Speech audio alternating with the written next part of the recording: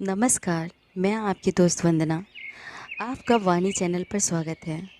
यह मेरा एक प्रयास है आप सबको साहित्य से जोड़ने की और इस कथानक के परिदृश्य में आप सबको पहुंचाने की।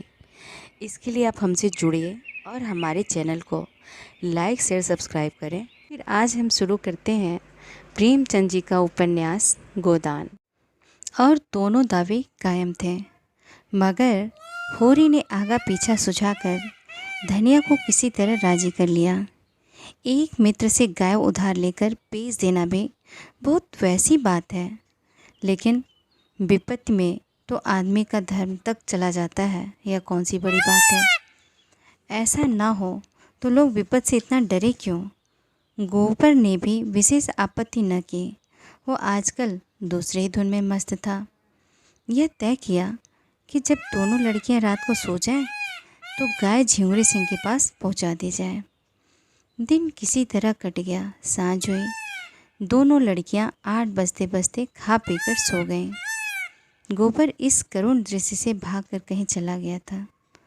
वो गाय को जाते कैसे देख पाता, अपने आंसुओं को कैसे रोक सकेगा। होरी भी ऊपर ही से कठोर बना हुआ था। मन उसका चंचल था। ऐसा कोई माई का लाल नहीं जो इस वक्त उसे 25 रुपये उधार दे दे, चाहे फिर 50 रुपये ही ले लें। वह गाय के सामने जाकर खड़ा हुआ तो उसे ऐसा जान पड़ा कि उसकी काली काली सजीव आँखों में आंसू भरे हुए हैं और वह कह रही है, क्या 4 दिन में तुम्हारा मन मुझसे भर गया। तुमने तो वचन दिया था कि जीते जी इसे न बेचूंगा। यही वचन था तुम्हारा। मैंने तो तुमसे कभी किसी बात का गिला नहीं किया।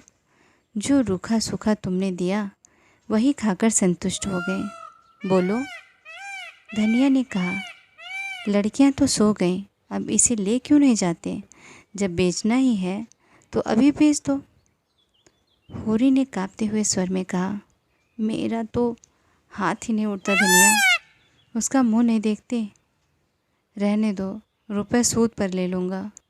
भगवान ने चाहा तो सब अदा हो जाएंगे। 300-400 होते ही क्या है, एक बार ऊख लग जाए।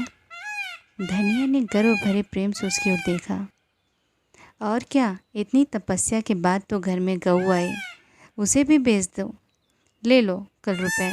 जैसे और सब चुकाए जाएंगे वैसे इसे भी चुका देंगे। भीतर बड़ी उमस हो रही थी। हवा बंद थी। एक पत्ती नहीं हिलती थी। बादल छाए हुए थे पर वर्षा के लक्षण न थे। होरी ने गाय को बाहर बांध दिया। आराम से रहेगी, उसकी भी तो जान है।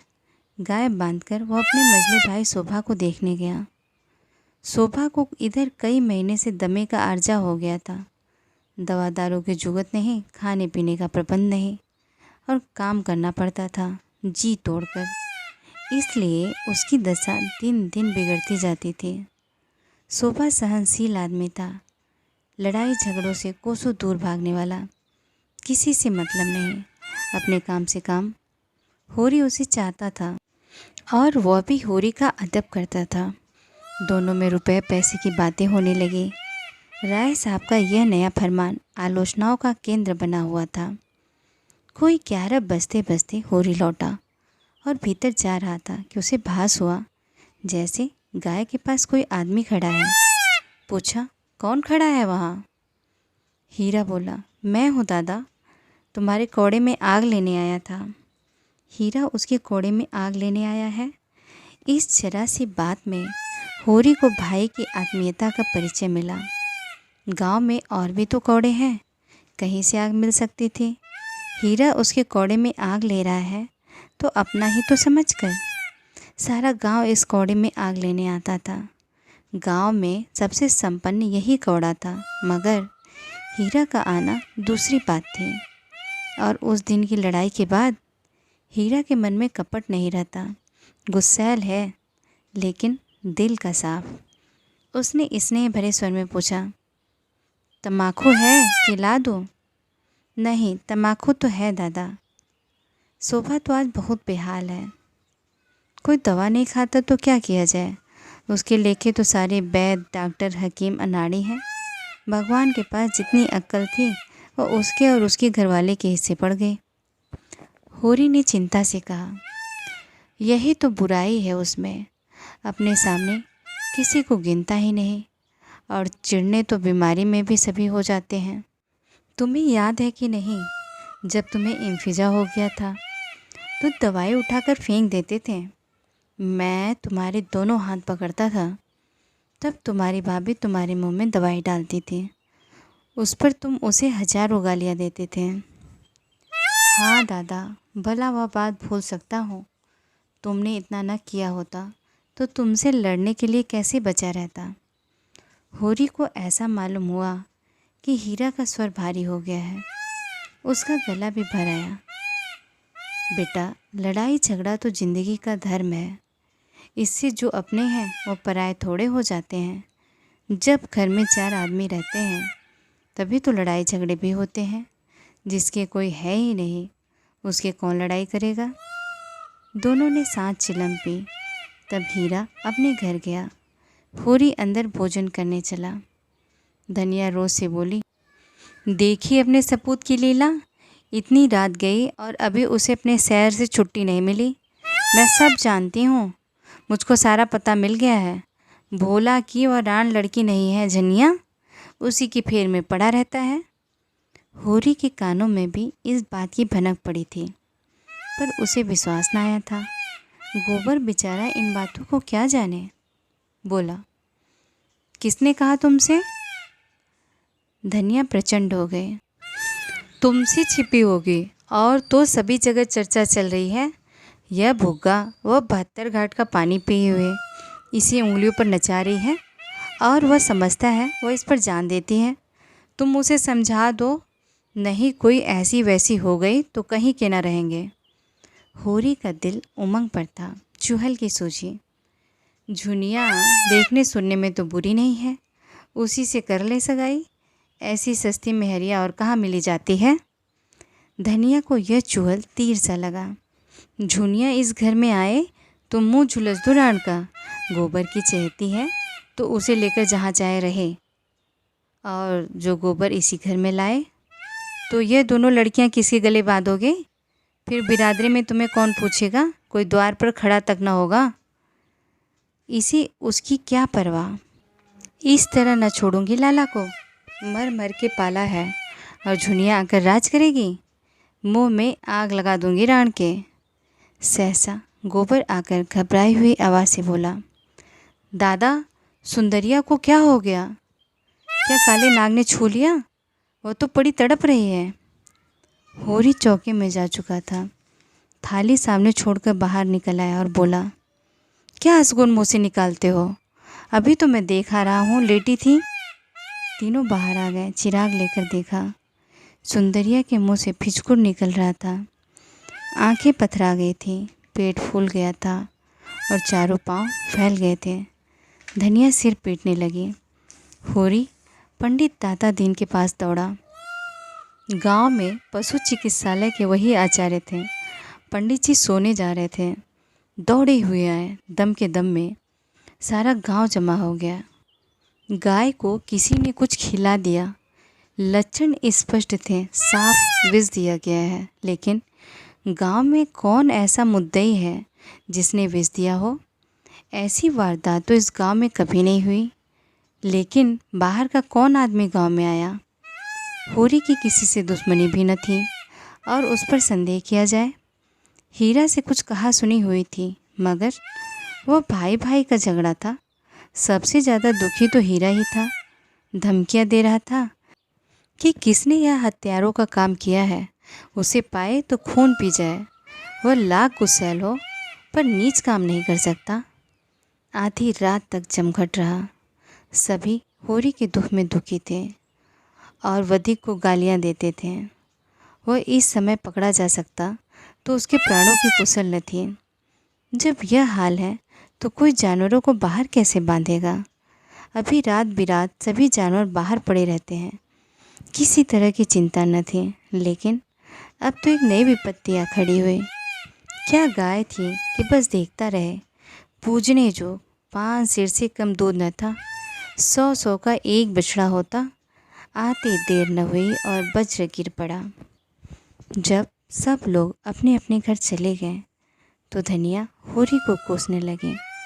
तुम्हें कोई लाख समझाए करोगे अपने मन की। तुम गाय खोलकर आंगन से चले तब तक मैं जूझती रही कि बाहर न ले जाओ। हमारे दिन पतले हैं, न जाने कब क्या हो जाए। लेकिन नहीं, उसे गर्मी लग रही है। अब तो खूब ठंडी हो गई और तुम्हारा कलेजा भी ठंडा हो गया। ठाकुर मांगते थे, दे दिया होता तो एक बोझ सिर से उतर जाता और निहोरा का निहोरा होता। मगर यह तमाचा कैसे पड़ता। कोई बुरी बात होने वाली होती है तो मती पहले ही मर जाती है। इतनी दिन मज़े में घर में बंधी रहती, न गर्मी लगी न जूड़ी आए। इतनी जल्दी सबको पहचान गई थी कि मालूम ही न होता था कि बाहर से आई है। बच्चे उसकी सींगों से खेलते रहते थे, सिर तक नहीं हिलाती थी। जो कुछ नाद में डाल दो चाट पोंछ कर साफ कर देती थी। लक्ष्मी थी, अभागों के घर क्या रहती। सोना और रूपा भी ये हलचल सुनकर जाग गई थी और पिलक पिलक कर रो रही थी। उसकी सेवा का भार अधिकतर दोनों पर ही था। उनकी संगनी हो गई थी। दोनों खाकर उठती तो एक एक टुकड़ा रोटी उसे अपने हाथों से खिलाते। कैसा जीभ निकाल कर खा लेती थी और जब तक उनके हाथ का कौर न पा लेती खड़ी ताकती रहती। भाग्य फूट गए। गोबर और दोनों लड़कियां रो धोकर सो गई थी। होरी भी लेटा। धनिया उसके सिरहाने पानी का लोटा रखने आए तो होरी ने धीरे से कहा, तेरे पेट में बात नहीं पचती, कुछ सुन पाएगी तो गांव में ढिढोरा पीटती फिरेगी। धनिया ने आपत्ति की, भला सुनो, मैंने कौन सी बात पीट दी कि यूं ही नाम बदनाम कर दिया। अच्छा, तेरा संदेह किसी पर होता है? मेरा संदेह तो किसी पर नहीं होता। कोई बाहरी आदमी था। किसी से कहेगी तो नहीं? कहूँगी नहीं तो गांव वाले मुझे गहने कैसे गढ़वा देंगे। अगर किसी से कहा तो मार ही डालूँगा। मुझे मारकर सुखी न रहोगे। अब दूसरी मेहरियाँ नहीं मिली जाती। जब तक हूँ तुम्हारा घर संभाले हुए हूँ। जिस दिन मर जाऊँगी सिर पर हाथ धरकर रोओगे। अभी मुझ में सारी बुराइयाँ ही बुराइयाँ हैं, तब आँखों से आंसू निकलेंगे। मेरा संदेह हीरा पर होता है। झूठ, बिल्कुल झूठ। हीरा इतना नीच नहीं है, वह मुँह का ही खराब है। मैंने अपनी आँखों से देखा, सच तेरे सिर की सौं। तुमने अपनी आँखों से देखा? कब? वही, मैं शोभा को देख कर आया तो सुंदरिया की नाद के पास खड़ा था। मैंने पूछा, कौन है? तो बोला, मैं हूँ हीरा, कौड़े में से आग लेने आया था। थोड़ी देर मुझसे बातें करता रहा, मुझे चिलम पिलाई, वह उधर गया, मैं भीतर आया और वही गोबर ने पुकार मचाई। मालूम होता है मैं गाय बांध कर शोभा के घर गया हूँ और उसने आकर कुछ खिला दिया है। शायद फिर ये देखने आया था कि मरी या नहीं। धनिया ने लंबी सांस लेकर कहा, इस तरह के होते हैं भाई, जिन्हें भाई का गला काटने में भी हिचक नहीं होती। ओह, हीरा मन का इतना काला है और ताड़ीजार को मैंने पाल पोस कर बड़ा किया।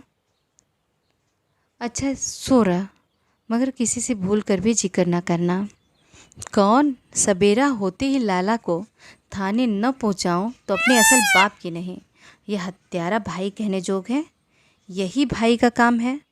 वो बैरी है, पक्का बैरी, और बैरी को मारने में पाप नहीं, छोड़ने में पाप है। होरी ने धमकी दी, मैं कह ही देता हूँ धनिया, अनर्थ हो जाएगा। धनिया आवेश में बोली, अनर्थ नहीं, अनर्थ का बाप हो जाए। मैं बिना लाला को बड़े घर भिजवाए मानूंगी नहीं। 3 साल चक्की पिसवाऊंगी, 3 साल। वहाँ से छूटेंगे तो हत्या लगेगी, तीर्थ करना पड़ेगा, भोज देना पड़ेगा। इस धोखे में न रह लाला, और गवाही दिलवाऊंगी तुमसे, बेटे के सिर पर हाथ रखकर। उसने भीतर जाकर किवाड़ बंद कर लिए और होरी बाहर अपने को कोसता रहा। जब स्वयं उसके पेट में बात न पची तो धनिया के पेट में क्या पचेगी। अब वह चुड़ैल मानने वाले नहीं। जिद पर आ जाती है तो किसी की सुनते ही नहीं। आज उसने जीवन में सबसे बड़ी भूल की। चारों ओर नीरव अंधकार छाया हुआ था। दोनों बैलों के गले की घंटियां कभी कभी बज उठती थीं। 10 कदम पर मृतक गाय पड़ी हुई थी और होरी घोर पश्चाताप में करवटें बदल रहा था। अंधकार में प्रकाश की रेखा कहीं नजर न आती थी। प्रातःकाल होरी के घर में एक पूरा हंगामा हो गया। होरी धनिया को मार रहा था। धनिया उसे गालियां दे रही थी। दोनों लड़कियां बाप के पाँव में लिपटी चिल्ला रही थी और गोबर भी माँ को बचा रहा था। बार बार होरी का हाथ पकड़कर उसे पीछे धकेल देता, पर ज्यों ही धनिया के मुंह से कोई गाली निकल जाती, होरी अपने हाथ छुड़ाकर उसे 2-4 घूंसे और लात जमा देता। उसका बूढ़ा क्रोध जैसे किसी गुप्त संचित शक्ति को निकाल लाया हो। सारे गांव में हलचल पड़ गई। लोग समझाने के बहाने तमाशा देखने आ पहुँचे। शोभा लाठी टेकता आ खड़ा हुआ। दाता दिन ने डांटा, यह क्या है होरी, तुम बावले हो गए हो क्या? कोई इस तरह घर की लक्ष्मी पर हाथ छोड़ता है? तुम्हें तो यह रोग न था, क्या हीरा की छूत तुम्हें भी लग गई? होरी ने पागलपन करके कहा, महाराज तुम इस वक्त ना बोलो, मैं आज इसकी बांध छुड़ाकर तब दम लूँगा। मैं जितना ही तरह देता हूँ उतना ही यह सिर चढ़ती जाती है। धनिया सजल क्रोध में बोली, महाराज तुम गवाह रहना, मैं आज इसे और इसके हत्यारे भाई को जेल भिजवाकर तब पानी पीऊँगी। इसके भाई ने गाय को माहौर खिलाकर मार डाला। अब जो मैं थाने में रपट लिखाने जा रही हूँ तो यह हत्यारा मुझे मारता है। इसके पीछे अपनी ज़िंदगी चौपट कर दी, उसका यह इनाम दे रहा है। होरी ने दांत पीसकर और आंखें निकालकर कहा, फिर वही बात मुँह से निकाली, तूने देखा था हीरा को माहौर खिलाते? तू कसम खा जा कि तूने हीरा को गाय की नाद के पास खड़े नहीं देखा। हाँ, मैंने नहीं देखा, कसम खाता हूँ। बेटे के माथे पर हाथ रखकर कसम खा। होरी ने गोबर के माथे पर कांपता हुआ हाथ रखकर कांपते हुए स्वर में कहा, मैं बेटे की कसम खाता हूँ कि मैंने हीरा को नाद के पास नहीं देखा। धनिया ने ज़मीन पर थूक कर कहा, थूड़ी है तेरे झूठाई पर। तूने खुद मुझसे कहा कि हीरा चोरों की तरह नाद के पास खड़ा था और अब भाई के पक्ष में झूठ बोलता है। थूड़ी है। अगर मेरे बेटे का बाल भी बांका हुआ तो घर में आग लगा दूंगी, सारी गृहस्थी में आग लगा दूंगी। भगवान आदमी मुंह से बात कहकर इतनी बेशर्मी से मुकर जाता है। हीरा पांव पटक कर बोला, धनिया गुस्सा मत दिला, नहीं बुरा होगा। मार तो रहा है और मार ले। जा, तू अपने बाप का बेटा होगा तो आज मुझे मार कर तब पानी पिएगा। पापी ने मारते मारते मेरा भुरकस निकाल दिया, फिर भी इसका जी नहीं भरा। मुझे मार कर समझता है मैं बड़ा वीर हूँ। भाइयों के सामने भीगी बिल्ली बन जाता है, पापी कहीं का हत्यारा। फिर वह बैन कहकर रोने लगे। इस घर में आकर उसने क्या नहीं झेला, किस किस तरह पेट तन नहीं काटा, किस तरह एक एक लत्ते को तरसी, किस तरह एक एक पैसा प्राणों की तरह संचा, किस तरह घर भर को खिलाकर आप पानी पीकर सो रहे, और आज उन सारे बलिदानों का यह पुरस्कार। भगवान बैठे यह अन्याय देख रहे हैं और उसकी रक्षा को नहीं दौड़ते। गज की और द्रौपदी की रक्षा करने बैकुंठ से दौड़े थे, आज क्यों नींद में सोए हुए हैं। जनमत धीरे धीरे धनिया की ओर आने लगा। इसमें अब किसी को संदेह नहीं रहा कि हीरा ने ही गाय को जहर दिया। होरी ने बिल्कुल झूठी कसम खाई है, इसका भी लोगों को विश्वास हो गया। गोबर को भी बाप की झूठी कसम और उसके फलस्वरूप आने वाली विपत्ति की शंका ने होरी के विरुद्ध कर दिया। उस पर जो दाता दिन ने डांट बताई तो होरी परास्त हो गया, चुपके से बाहर चला गया। सत्य ने विजय पाई।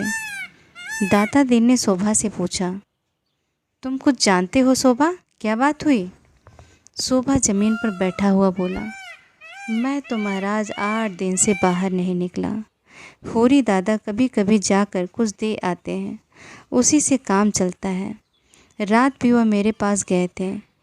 किसने क्या किया मैं कुछ नहीं जानता। हाँ, कल सांझ को हीरा मेरे घर खुरपी मांगने गया था। कहता था एक जड़ी खोदना है। फिर तब से मेरी उसे भेंट नहीं हुई। धनिया इतनी सह पाकर बोली, पंडित दादा यह उसी का काम है।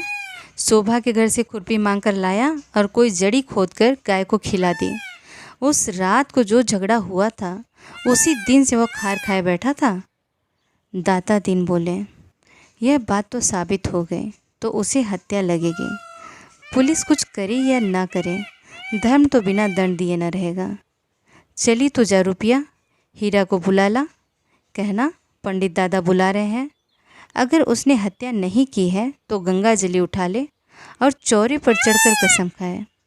धनिया बोले, महाराज उसके पास कसम का भरोसा नहीं, चटपट खा लेगा।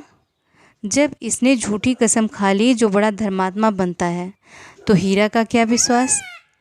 अब गोबर बोला, खा ले झूठी कसम, वंश का अंत हो जाए, बूढ़े जीते रहें, जवान जीकर क्या करेंगे। रूपा एक क्षण में आकर बोली, काका घर में नहीं है पंडित दादा, काकी कहती हैं कहीं चले गए हैं। दाता दीन ने लंबी दाढ़ी फटकार कर कहा, तूने पूछा कहाँ चले गए हैं? घर में छिपा बैठा न हो, देख तो सोना भीतर तो नहीं बैठा है। धनिया ने टोका, उसे मत भेजो दादा, हीरा के सिर हत्या सवार है, न जाने क्या कर बैठे। कहती है लुटिया डोर और डंडा सब लेकर गए हैं। पुनिया ने पूछा भी कहाँ जाते हो, पर बताया नहीं। उसने 5 रुपए आले में रखे थे, रुपए वहाँ नहीं है, शायद रुपए भी लेता गया। धनिया शीतल हृदय से बोली, मुंह में कालिख लगाकर कहीं भाग गया होगा। शोभा बोला, भाग के कहाँ जाएगा, गंगा नहाने न चला गया हो।